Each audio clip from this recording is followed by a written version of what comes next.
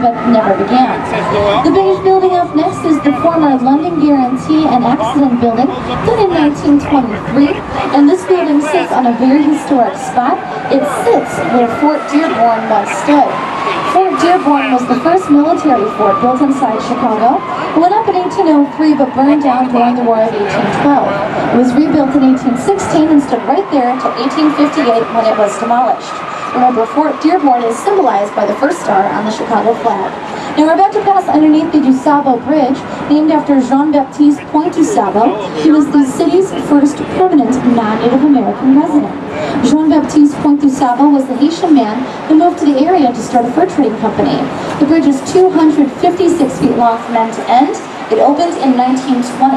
And if I could please have everyone look over to the right at our 3 o'clock as we clear the bridge.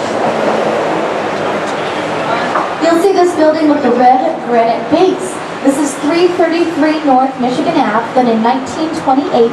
And if you look carefully on the 4th floor, you'll see those relief sculptures. They're telling the story of the settlement of Chicago and of the establishment of Fort Dearborn, again, our first military fort. I'd like to turn our attention forward. You'll see these 2 brown brick buildings, and these make up the Hyatt Regency Hotel. This is the largest hotel in the city in terms of number of rooms, featuring 2,051 rooms between its 2 towers. The east tower of the building went up in 1974. The west tower was done in 1980, and those 2 buildings are connected by an underground tunnel. Now stay on the right, and in just a moment you'll see my favorite building on the tour. So we're looking up and on the right for those white curvy-edged balconies. You might see it a little bit right now, but again, up on the right, tall building with white curvy-edged balconies. And that is Aqua Tower, AQUA. That building opened in 2009 and won Best Residential Design of its opening year. It stands at 822 feet, making it the 10th tallest in the city. We'll see it again up and on the right in just a moment. And there it is coming back into view. Now you'll notice those balconies do not match. Every single floor in this building has its own balcony layout, all done by satellite. There are balconies in Aqua Tower that move over 12 feet from the building's frame. There are units in Aqua Tower featuring over 1,000 square feet of balcony, which allows for excellent views and fabulous parties, but is also very helpful for local birds. You see, those non-matching balconies create a high level of visual noise. Visual noise is a term that describes how easy it is for birds to perceive a building as solid space. Now you might have noticed that many of our buildings, especially our newer and our taller buildings, feature floor-to-ceiling windows in one color and one size panel. It is very pretty and it's very reflective, but to birds, that's more sky. They don't see those buildings as solid space and they fly right into them at full speed, and it results in injury. But Aqua Tower, with its non-matching balconies creating that random pattern, and then the high level of contrast as sunlight moves from glass to balcony, shadow back to glass, tells birds easily this is solid space. So they see it as a building and they fly right around. The blue glass building that you see coming right out towards us at that point is the Swiss Hotel, done in 1987, and that point is just a result of the building's shape. The building is a giant equilateral triangle, so its 3 sides are the exact same size. Now Aqua Tower and the Swiss Hotel and everything that you see off to the right going all the way down to the lakefront is known as Lakeshore East. The area has gone up over the past 30 years. It consists of 18 buildings, number 19 is underway, and the whole thing sits on what used to be a 9-hole golf course. Now I'd like to turn our attention away from the buildings and onto the river. Right now we're traveling on the Chicago River. And this is a natural river, but it has been reversed. The river in its natural state was flowing in this direction, which is eastward out towards Lake Michigan. And at that exact same time, the residents of the city would use the river like an open sewer. They would throw toxic waste, animal carcasses, trash, and factory runoff all directly into this water. I know it sounds super gross, I promise that it was super gross.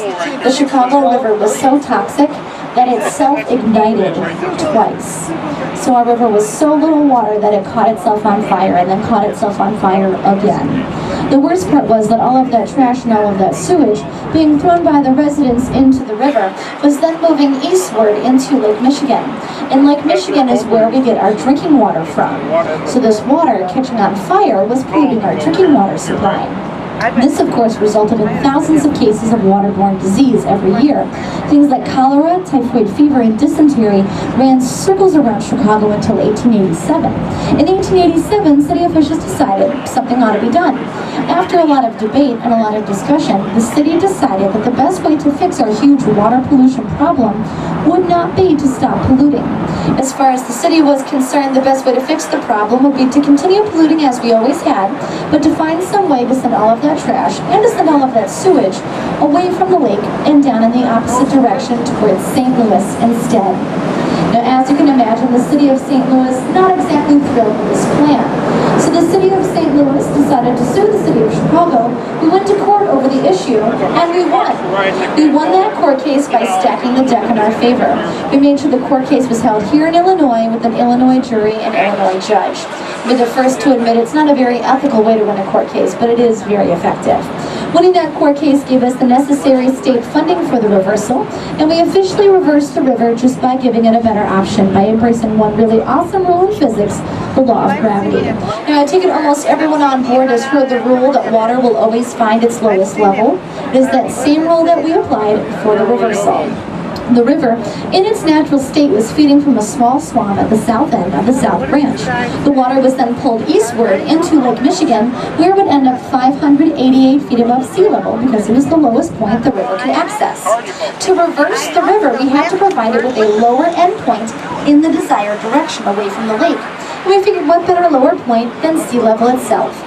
We got there all thanks to the Sanitary and Shipping Canal, a 28-mile canal that took 8 years to dig and was dug by hand. It connected the south end of the South Branch, the natural starting point of the river, brought it all the way out and over to the Des Plaines River. The Des Plaines River system naturally flows into the Illinois, which naturally flows to the Mississippi, and that goes right to the Gulf of Mexico, which is way down at sea level. The reversal of the river officially started on January 2nd of 1900 when we activated the canal. That is, we dynamited the dam at the south end of the South Branch, allowing that water to fill the empty canal and be brought all the way down to the Des Plaines. The reversal of the river is one of the 10 engineering marvels of the 20th century. We're the only river in the world to successfully maintain a reversal, and the whole thing was done thanks to the United States Army Corps of Engineers, who provided the engineering for that project. With the reversal, we thought we were in great shape. We had nice, clean drinking water.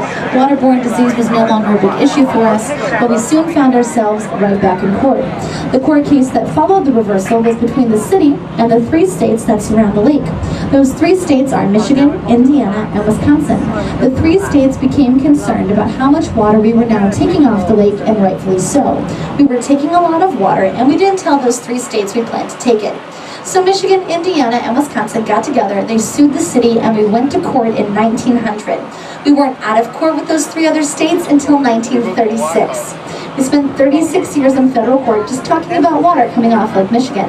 But in 1936, we came up with a compromise to that lawsuit. The compromise took 2 years to build, and we're heading inside of it right now. This is the Chicago Harbor Lock. The lock is our compromise because it lets us control and monitor how much water we take off the lake, and that's all done by gravity, so none of the water that moves through the lock is channeled or pumped. Now, as we move inside the lock, we are entering at the level of the river, and in just a moment we will dock. Captain Josh usually docks us on the right side, so if you're on the right, regardless of level, please make sure you are inside the boat. Please stay inside throughout the entire lockage. If you're standing at this time, I'll ask that you please take a seat. We do have a slight bump as we dock, and we don't want anyone falling over onto our steel non-skid deck or onto anyone else. Now, when we're all done securing our lines and the boats behind us do the same thing, a series of gates will close behind us. Those gates on the riverside are watertight, and they do go down to the bottom of the lock. That's 22 feet. Once the gates behind us close, the gates ahead of us on the Lake Michigan side of the lock will open. Lake Michigan, in an average day, is 3 feet higher than the level of the river, and we're about average right now. So as the gates ahead of us open, water will come in, it will take us up to lake level. It will take about 3 minutes for us to reach that point. If you're wondering who controls the lock, it's the person up and on our left in that tower. That person's job title is lock tender, and he or she works alongside the United States Army Corps of Engineers, the United States Coast Guard, and the Harbor of Chicago. A little more information information while we dock. The lock system is 600 feet long and 80 feet wide. If you fill it all the way up to the top, it can hold 35 million gallons of water, which may seem like a lot, but is nothing compared to the 1 quadrillion gallons that the lake holds every day. And again, that is quadrillion as a million, billion, trillion, quadrillion. Lake Michigan is the 6th largest body of fresh water on the planet, featuring over 23,000 square miles of surface area. Lake Michigan is 307 miles long, 118 miles wide, and 923 feet deep at the longest, widest, and deepest points.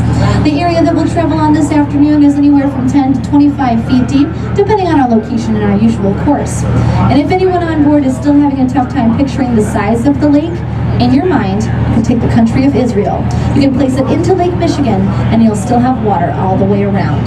So bottom line, Lake Michigan is huge. Now we're almost done docking, and we do have to wait for the vessels behind us to secure their lines as well. While we wait, if I could please have everyone take a moment and assess the items you brought with you. If you have anything that would blow away or fall off the boat while we're on the out on the lake, please take a moment and put the item away. Also, if you have long hair and you haven't tied it back, I would suggest doing so. We travel about 1 to 2 knots when we're on the river. When we're on the lake, we'll go anywhere from 6 to 10. All right, we are secure. Looks like that last boat is moving inside the lock with us. If you'd like to watch the water level change, you are more than welcome to. We'll have 3 options, and here they are. Option 1 is just to the right. You can compare our railing to the railing on the lock wall. It will be a few minutes, but when we start to rise, you'll see us as we pass by that railing. Option 2 is on the left. You can watch the water level on the other side of the lock, and you'll see it rise to the water level line from the last time the locks were used. Option 3 is my favorite though, and that's to move to the front of the boat, the bow. From there you can see the gates as they open ahead of us. You'll see the initial water level difference and the water as it starts to equalize. We are securely docked, so if you'd like to move to either side or towards the front, go right ahead. Just watch your step and please be mindful of others, especially if you'll be going up and down the stairs. And now this is the last time we'll be in one single spot, one stationary spot, until we return from the lake. If there was anyone on board worried about making a level change or finding a new seat, now is the ideal time to do so. Go ahead and move to either side or towards the front if you'd like.